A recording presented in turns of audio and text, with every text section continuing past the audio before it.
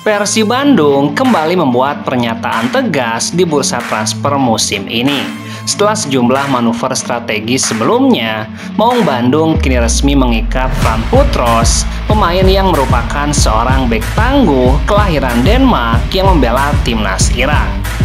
Langkah ini tidak bisa dibaca sebagai sekedar pengisian skuad, melainkan bagian dari arsitektur besar yang dirancang pelatih Boyan Hodak untuk menjadikan Persib Bandung bukan hanya tim yang kompetitif di Superliga, tetapi juga siap tampil di ajang ACL tuh. Fran Putros bukan rekrutan sembarangan. Ia datang di usia yang telah matang, 32 tahun. Dengan membawa portofolio yang solid, selama 3 musim bersama klub Thailand Port FC, Putros mencatatkan 93 penampilan, 5 gol dan 7 assist. Catatan kontribusi langsung ke gol ini menjadi nilai lebih, mengingat posisinya sebagai bek tengah atau bek kanan. Lebih dari itu, karir Putros di Liga Denmark menunjukkan konsistensi di level tinggi. Ia selalu berseragam tim divisi tertinggi di Denmark. Ini berarti Persib mendapatkan seorang pemain yang telah terbentuk dari sistem sepak bola Eropa dengan karakter disiplin, kuat secara taktik, dan terbiasa dengan tekanan pertandingan yang besar. Salah satu nilai tambah utama dari dirinya adalah jam terbang internasionalnya. Selain pernah tampil membela Denmark U21, Putros telah mengoleksi 22 caps bersama timnas Irak senior dan tampil di ajang bergengsi seperti Piala Asia, kualifikasi Piala Dunia, Piala Teluk, serta laga persahabatan internasional kontra negara-negara kuat semacam Kolombia, Bolivia, dan Qatar. Pengalaman ini akan sangat berguna saat Persib berlaga di pentas Asia. Selain kemampuan utamanya sebagai bek tengah, Putros juga dikenal memiliki fleksibilitas tinggi. Ia kerap dimainkan sebagai bek kanan, baik di level klub maupun bersama timnas. Fleksibilitas ini menjadi nilai tambah yang sangat penting bagi Persib, mengingat posisi bek kanan selama beberapa musim kerap dinilai menjadi titik rawan dalam struktur pertahanan Persib Bandung tuntasnya.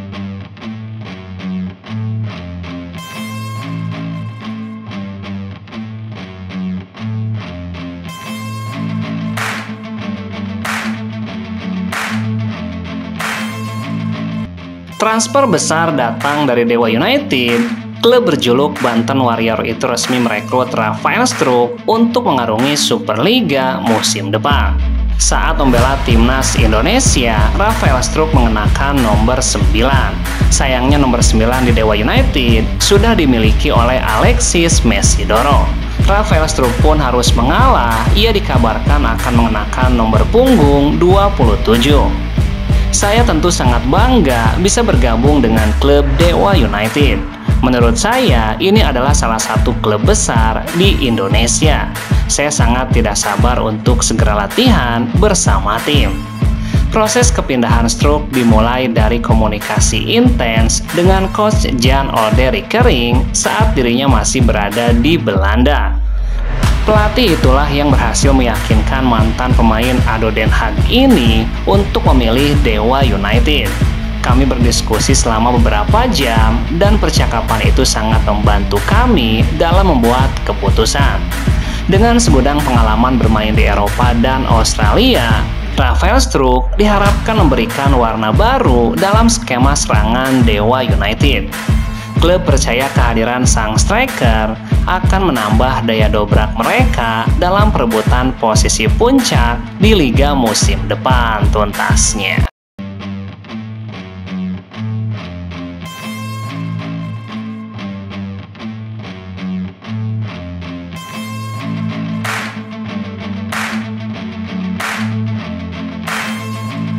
Kuantitas pemain asing di Superliga kemungkinan bakal kembali berubah seiring surat dari Ketua Umum PSSI Erick Thohir.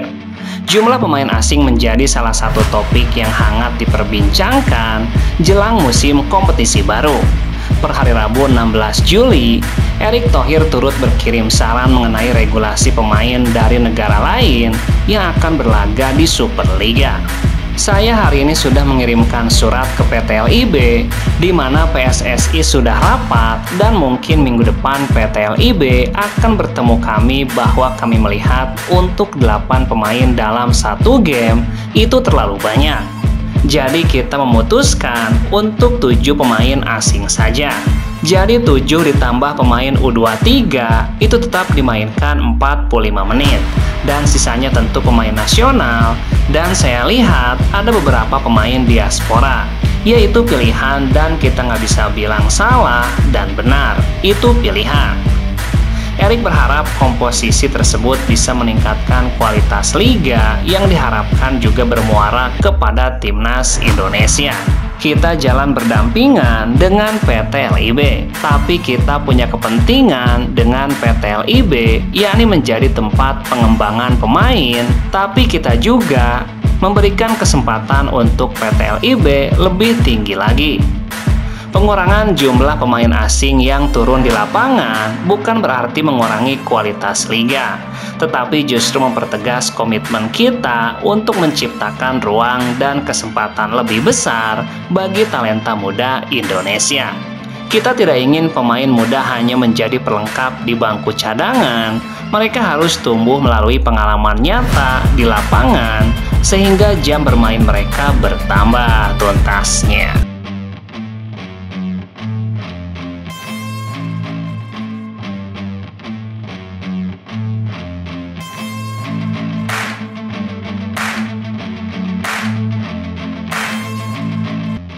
Kabar menyedihkan datang dari timnas Indonesia. Ketua Umum PSSI Erick Thohir membawa kabar buruk bagi penggemar sepak bola Indonesia.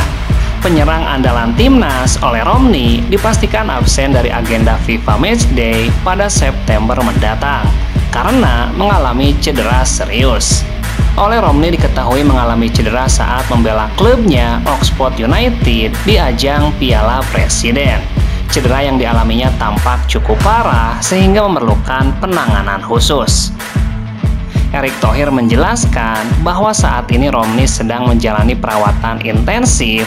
Oleh Romni sudah cek dengan tim kedokteran Oxford United, lalu sekarang sedang konsultasi dengan tim kedokteran timnas di Belanda. Sepertinya sudah diputuskan Ole akan menjalani operasi pada Kamis 17 Juli. Jadi recovery-nya cukup panjang dan itu berdampak kepada timnas. Akibat cedera dan proses pemulihan yang panjang, Ole Romni dipastikan tidak akan bisa membela timnas Indonesia pada FIFA Matchday September mendatang.